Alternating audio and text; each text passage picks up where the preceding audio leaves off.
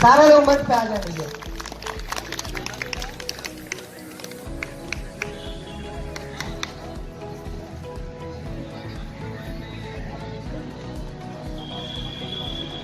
आप सभी साथियों का बहुत बहुत हृदय दिल से धन्यवाद करता हूं। जिस प्रकार से हमारा 18 दिसंबर से निरंतर संघर्ष जारी है और इसी संघर्ष के दौरान आज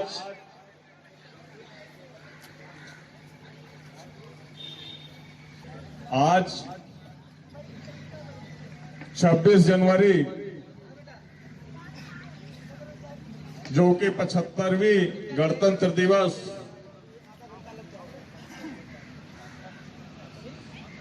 हम लोगों ने अपने संघर्ष के साथ साथ अपनी मांगों के साथ साथ गणतंत्र दिवस को भी हम लोगों ने मनाया। आप सभी साथियों को यह भी बताना चाहूंगा, इस 26 जनवरी के पावन पर्व में छोटे छोटे बाल रूपी व्यवस्था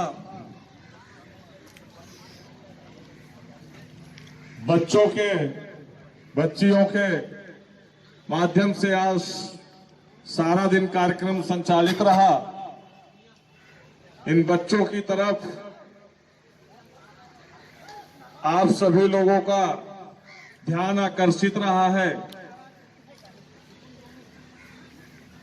इन बच्चों की जो खुशी थी, इस खुशी के लिए ही हम संघर्ष कर रहे हैं। जितने भी हमारे स्मारक समिति के साथी हैं, उनके बच्चों के लिए, अपने बच्चों के लिए संघर्ष कर रहे हैं। और संघर्ष इसलिए कर रहे हैं कि जो खुशी इस गणतंत्र दिवस के पावन पर्व पे बच्चों के चेहरे में दिखी है, वो खुशी हमेशा के लिए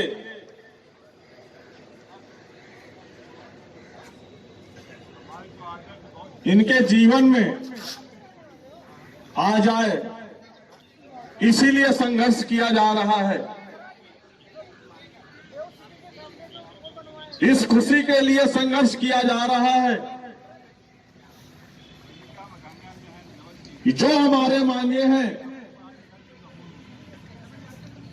जिन मांगों से हमें वंचित रखा गया है,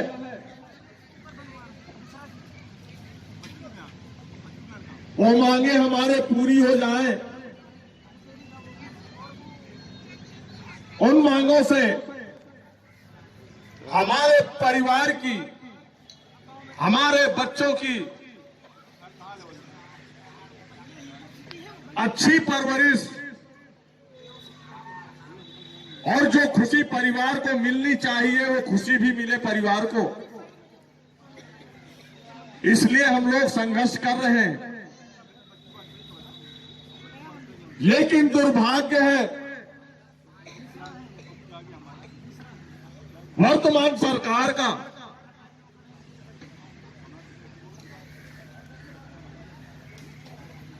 जो शासन में बैठे हुए उच्च अधिकारी महोदय हैं,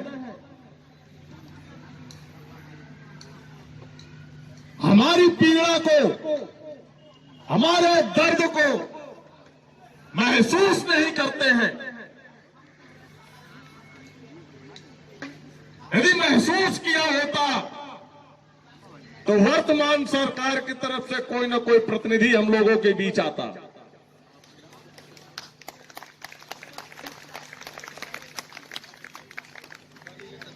यदि बिजी चल रहे हैं माननीय मुख्यमंत्री महोदय, तो आप अपने किसी एक प्रतिनिधि को धरना स्थल इको गार्डन में भेजने का कष्ट करेंगे। हमारी मूल मांगों को समझ ले आकर के, जान ले आकर के कि हमें क्या चाहिए, हम किन मांगों को लेकर के बैठे हैं। जिन मांगों को लेकर के बैठे हैं वाकई में वो कोई मांग है ही नहीं। हम तो वही मांग रहे हैं जो प्रदेश के समस्त विभागों में दिया जा रहा है। कुछ अलग नहीं मांग रहे हैं, कोई अलग मांग नहीं है। हम तो सिर्फ इतना ही मांग रहे हैं कि ग्रेड पे 1300 प्रदेश में किसी भी कर्मचारियों को नहीं दिया जा रहा, ग्रेड पे 1800-5200 दिया जा रहा है, तो स्मारक समिति के कर्मचारियों को भी दिया जाना चाहिए। समस्त विभागों में प्रदेश के वेतन से 10% की कटौती की जाती है। वैसे हमारे भी यहाँ 10% की कटौती होती है, लेकिन फर्क इतना है कि उनके यहाँ जो कटौती होती है उनके खाते खुले हैं, उनके इंडेक्स नंबर उपलब्ध है। जितनी कटौती होती है उतना उनके खाते में जमा होता है, नियोक्ता अंशदान जमा होता है। सरकार के द्वारा जो समय समय पर ब्याज दरें तय होती है वो समय समय पर उनके खातों में जमा होती है। फर्क यहां पर है कि हमारे खाते नहीं खुलवाए गए, हमारे खाते में पैसे नहीं जमा करवाए गए। जो पैसा हुआ है उच्च अधिकारियों के द्वारा गबन कर लिए गए, जिसमें दोषी अगर सही मायने में देखा जाए तो वित्त प्रबंधक महोदय,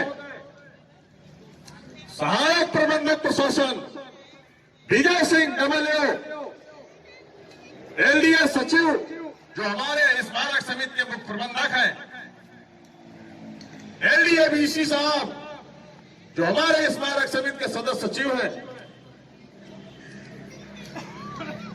स्मारक समिति अध्यक्ष महोदय, आवास एवं शहरी नियोजन प्रमुख सचिव महोदय, ये सभी दोषी माने जाएंगे। इसलिए माने जाएंगे कि आज तक कर्मचारियों ने जो भी विभागीय संबंधित अधिकारियों के द्वारा निर्देशित किया गया, आदेशित किया गया,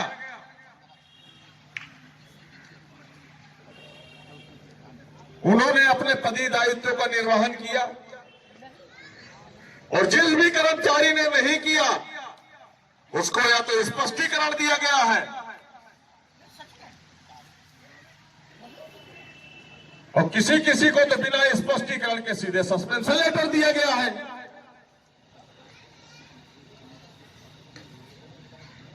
और किसी किसी कर्मचारी को तो सेवा से बर्खास्त ही कर दिया गया है। तो मैं जानना चाहता हूं स्मारक समिति अध्यक्ष महोदय जी से, स्मारक समिति के सदस्य सचिव महोदय जी से,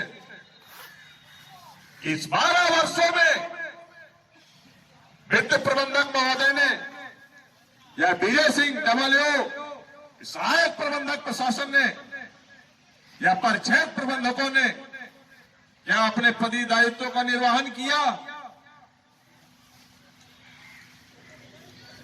वित्त प्रबंधक का काम हम लोगों का वेतन निर्गत करना, वेतन से 10% कटौती का एक खाता खुलवाकर उनके खातों में पैसा जमा कराना, नियोक्ता अंशदान जमा कराना, समय समय पर ब्याज दरें तय करना, सरकार के द्वारा जो लागू है उनको लागू करवाना। जब इन्होंने नहीं किया, स्मारक समिति अध्यक्ष सदस्य सचिव महोदय जी ने इन पर कितनी कार्रवाइयां की, कितनी बार इनको सस्पेंड किया, जिस प्रकार से एक गलती पर कर्मचारी को तत्काल सस्पेंड कर दिया जाता है, तो ये 12 वर्षों से गलती के ऊपर गलती करते जा रहे हैं। ये तो सस्पेंशन के नहीं है, बर्खास्त के पात्र हैं।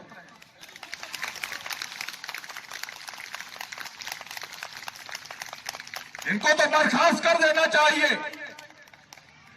और जितने भी पूर्व में 10 करोड़ 75 लाख रुपए का जो गमन हुआ है, जितने भी अधिकारी ये दोषी हैं, ये सभी बर्खास्त के पात्र हैं।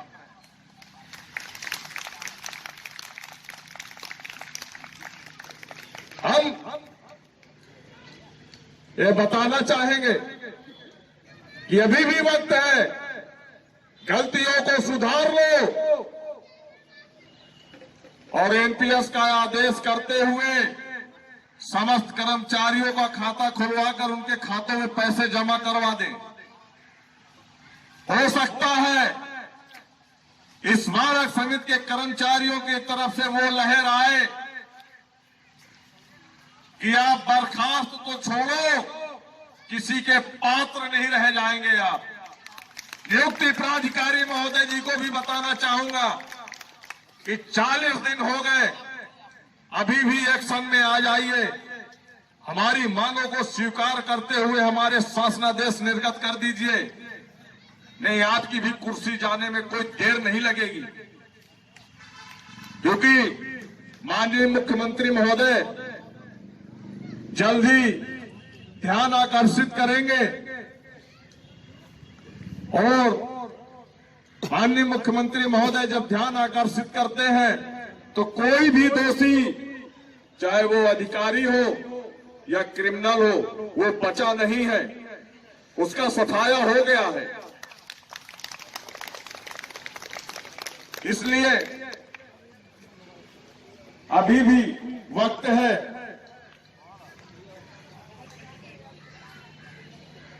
क्योंकि पूर्व में प्रशासन महोदय को इसी मंच से 3 दिन का समय दिया था कि ये 3 दिन आप अपना समय न बर्बाद करें, जाकर के हमारी मांगों पे शासन पर पैरवी करें, जाकर के इन्हीं 3 दिनों में हमारे शासनादेश निर्गत कराने का काम करें। या तो शासनादेश लेकर के आओ या तो अपनी कुर्सी बचाओ। उनकी कुर्सी गई, अभी हमने जोर नहीं भरा और जोर भर दिया तो एलडीए सचिव महोदय की भी कुर्सी जाएगी और सदस्य सचिव महोदय जी की भी कुर्सी जाएगी। वित्त प्रबंधक महोदय बर्खास्तगी की मांग करेंगे, फिर हम उनकी, क्योंकि हम मरता और क्या न करता, वर्तमान सरकार की तरफ से भी कोई प्रतिनिधित्व आ जाए, आकर के हमारी मूल मांगों से रूबरू हो जाए,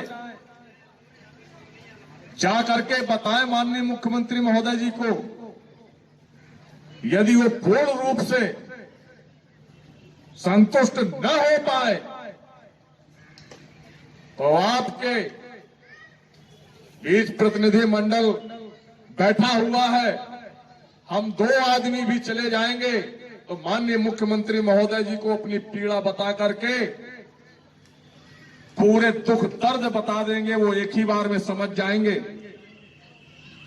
और जब समझ जाएंगे तो जो भी संबंधित अधिकारी होंगे उनको तत्काल प्रभाव से बुलाएंगे, हमको वही रोक करके रखेंगे कि अभी आप रुको, जा करके इनके शासनादेश निर्गत करो और एक कॉपी विभाग को भेजो, एक कॉपी इनके हाथों में दो और जाकर के धरना खत्म करवाए जाए।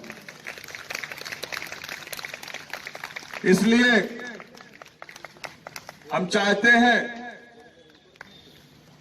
कि हमारी मांगों को जल्द ही पूरे किए जाए, क्योंकि आने वाला 2024 का लोकसभा चुनाव भी नजदीक ही है।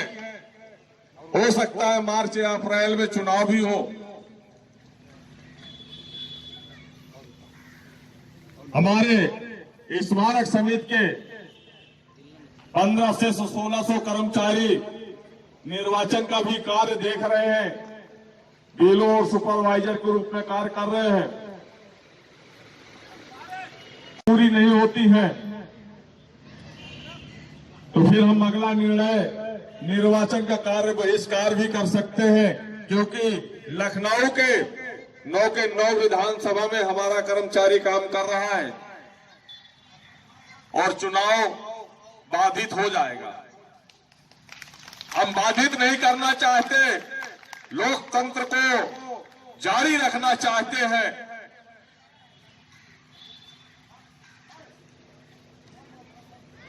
26 जनवरी 1950 में संविधान लागू हुआ, तब से हमारा देश लोकतांत्रिक है। हम लोकतंत्र को दिक्कत नहीं होने देंगे। लेकिन जब हमारी मांगों पर, हमारे संघर्ष पर दृष्टि नहीं पड़ेगी अगर माननीय मुख्यमंत्री महोदय जी की, तो उनका ध्यान आकर्षित कराने के लिए हम निर्वाचन का भी कार्य बहिष्कार कर सकते हैं। किसी तरह से तो माननीय मुख्यमंत्री महोदय का ध्यान आकर्षित हो। हम नहीं चाहते कि हम विधानसभा का घेराव करें। इन 40 दिनों में सत्ता पक्ष से कोई भी विधायक, मंत्री, मिनिस्टर हम लोगों के बीच नहीं आए। नेता प्रतिपक्ष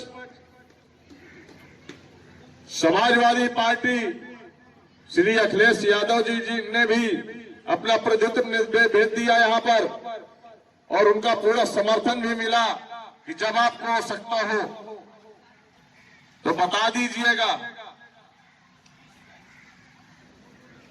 नेता प्रतिपक्ष भीम आर्मी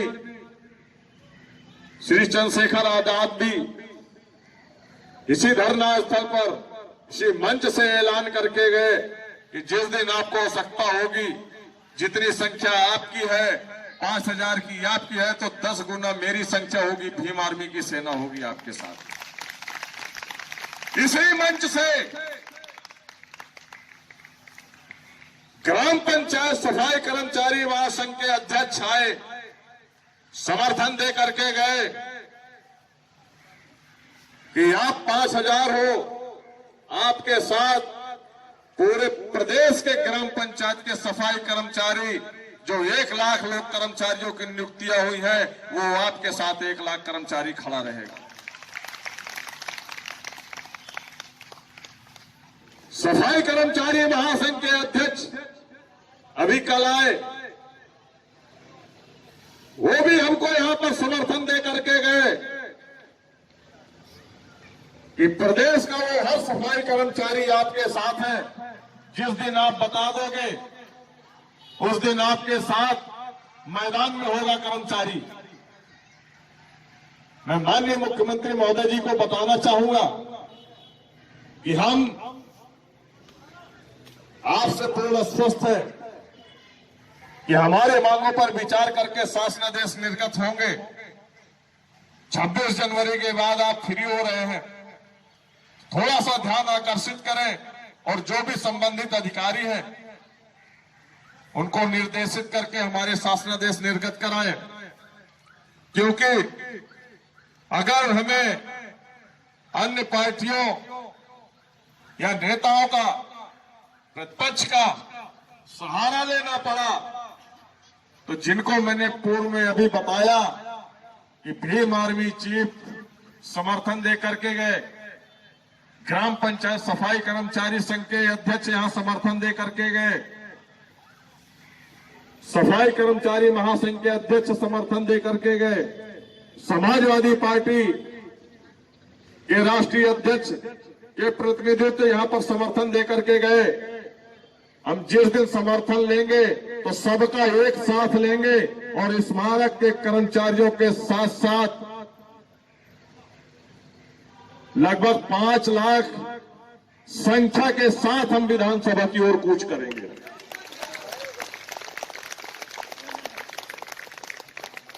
और 5 लाख की संख्या के साथ विधानसभा की ओर कूच करेंगे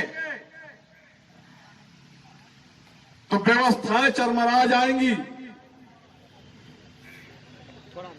शासन प्रशासन हिल जाएगा, व्यवस्थाएं बाधित हो जाएंगी, यातायात बाधित हो जाएंगे, लखनऊ का चप्पा चप्पा जाम हो जाएगा, गाड़ियां खाली पी पी पी करेंगी, इसके अलावा कुछ नहीं होगा। मैं याद दिलाना चाहता हूं माननीय मुख्यमंत्री महोदय जी को 2014 का वो मंदिर 1090 चौराहा इतिहास गवाह है। सन 1947 के बाद किसी संघ ने, किसी नेता ने 1090 चौराहा जाम करने की हिम्मत नहीं पड़ी। अगर जाम किया है तो स्मारक समिति के कर्मचारियों ने जाम किया है। 6 घंटे यातायात बाधित रहा, लखनऊ में त्राही त्राही मच गई। जो नेता जहां खड़ा है वो वही का वही खड़ा रह गया है। इसलिए वो दिन पुनः नहीं दोहराना चाहते, इसलिए हमारी मांगों को पर विचार करके शासनादेश जल्द निर्गत करने की कृपा करें। स्मारक परिवार की तरफ से मैं सभी स्मारक परिवार की तरफ से माननीय मुख्यमंत्री महोदय जी के चरणों में प्रणाम करता हूं, याचना करता हूं, निवेदन करता हूं कि हमारी मांगों को स्वीकार करें, हमारी मांगे जल्द पूरी की जाए, क्योंकि 40 दिन हो गए और हम उसी बैनर तले बैठे हैं। आश्वासन नहीं, हमें शासनादेश चाहिए।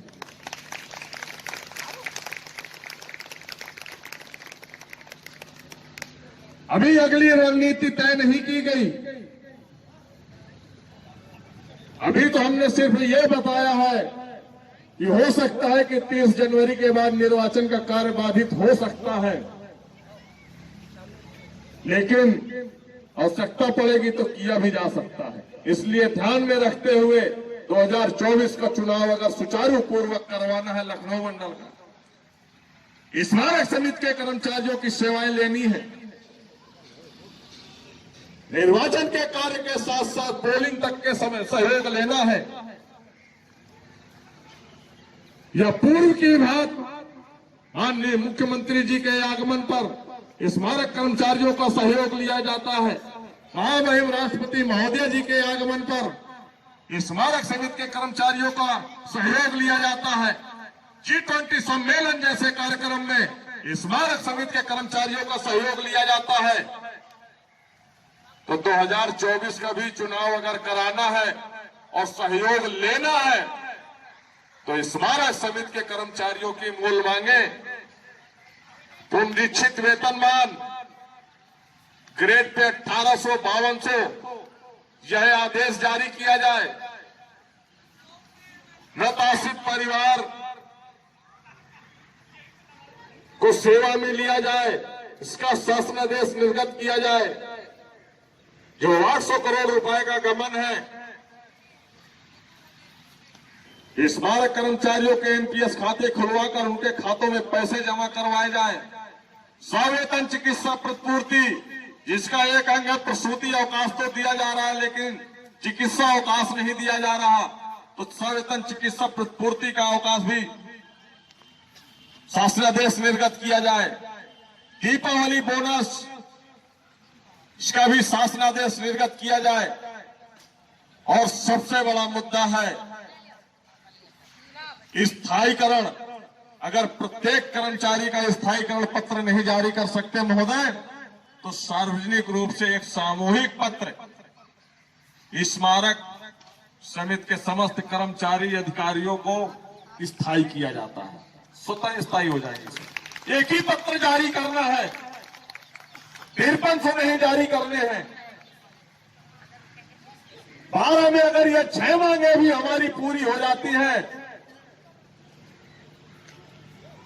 तो हम कल ही शासना देश निर्गत होने के 2 घंटे के उपरांत ही हम धरना स्थगित कर देंगे।